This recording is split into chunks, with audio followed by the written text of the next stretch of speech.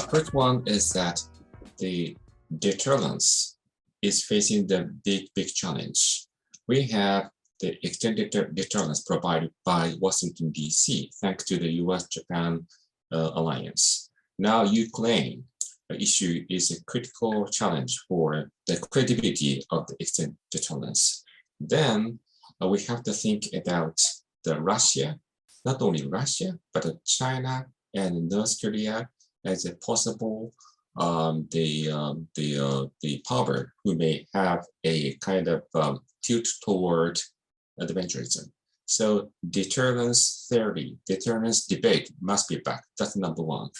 Then nuclear factor is back as an agenda, like escalate to de-escalate. Russian the theory of escalations and deterrence must be denied, because the change of status quo by force, like Ukraine case, must be denied.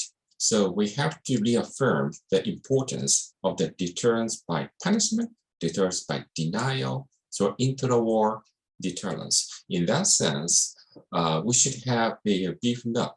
We have to beefen up our effort to dissuade the opponent. And then the next step is how we can do it.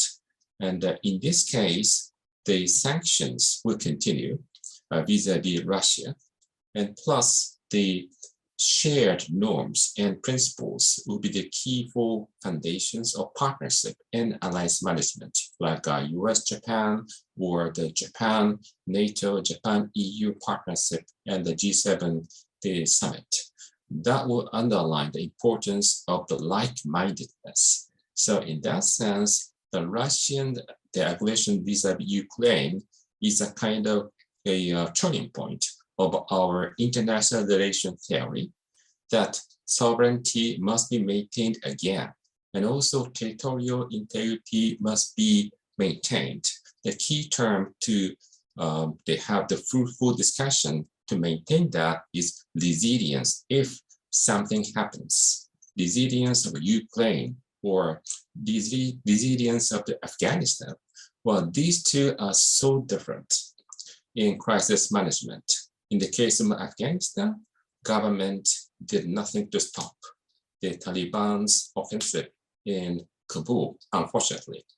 And the stabilization operation done by NATO for 20 years, backed by Japan's the intention to help support from outside, did not have a very big outcome, unfortunately.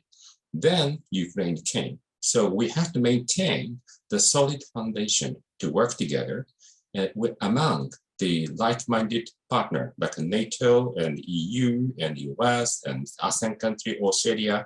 So multilateralism should be back, and alliance management as a top frontier. Then partnership must be maintained through enhanced resilience. That's the lesson I learned from Ukraine crisis this time.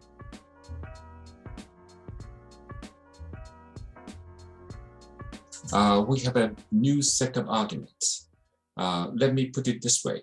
Our strategic culture or senryaku bunka in Japanese may be changing a lot. And the public debate will be much more open than used to be about the so-called the scenario of Black Swan, unfortunately, because Ukraine crisis of this type can happen in anywhere. So in that sense, we have to think about unthinkable. The next step will be, first one is about the simulations or policy simulations of the Black Swan situations, and think about the Taiwan crisis. This is not a totally new. So this is a kind of normal debate, how we can better prepare to this kind of a crisis. Then next step will be the how to have much more concrete idea of having a burden sharing or working together with the United States plus Australia and some other partner like the European Union and NATO to have much more like-minded preparedness in order to maintain high level of policy debate.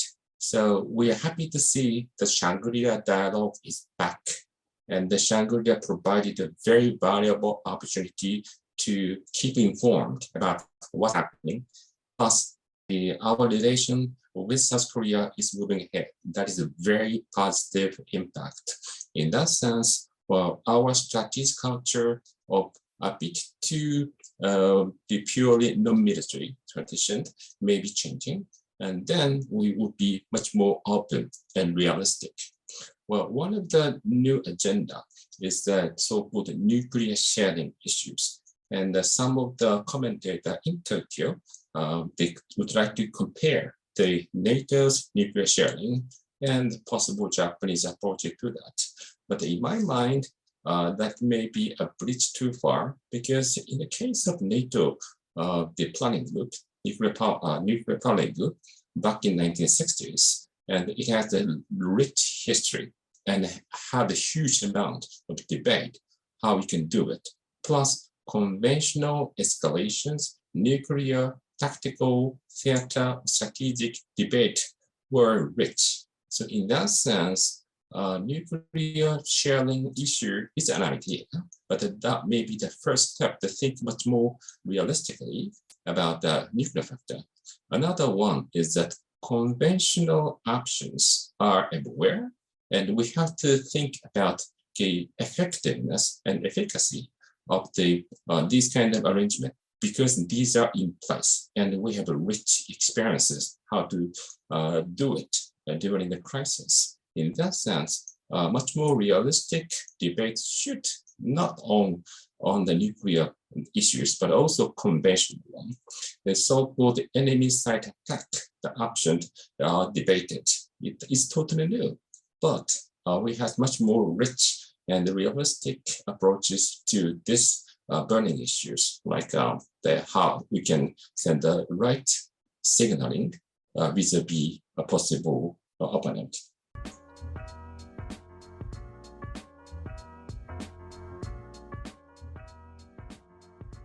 Well, let me repeat the last sentence, that we have to think about, okay, traditional one, North Korean missile testing, nuclear testing, and adventurism. And that was the origin of the US-Japan alliance back in 1950s. So we may be going back to basics to deal with the stability of the Korean pressure. That was and is a priority number one in this format. But the Chinese and the Russian, the factors are in this place. Then we have to think about the three different factors. And the Russia-Sino-China relationship rapprochement is a reality during the COVID or during the Ukraine crisis. So that will set the new agenda, kind of refueled strategic competition among the US and others. So that is kind of a new trend, not only gray zone, but also, okay, enemy and allies, friends and allies. This kind of dichotomy may be back in place. This will give us a biggest worry, because Cold War confrontation type of approach may be coming back. Then US, Japan, or South Korea, or the NATO country have to rethink the overall strategic concept. So NATO will upgrade the strategic concept later this month. And in this year, we have to revise our national security strategy. So we may be facing these similar challenges.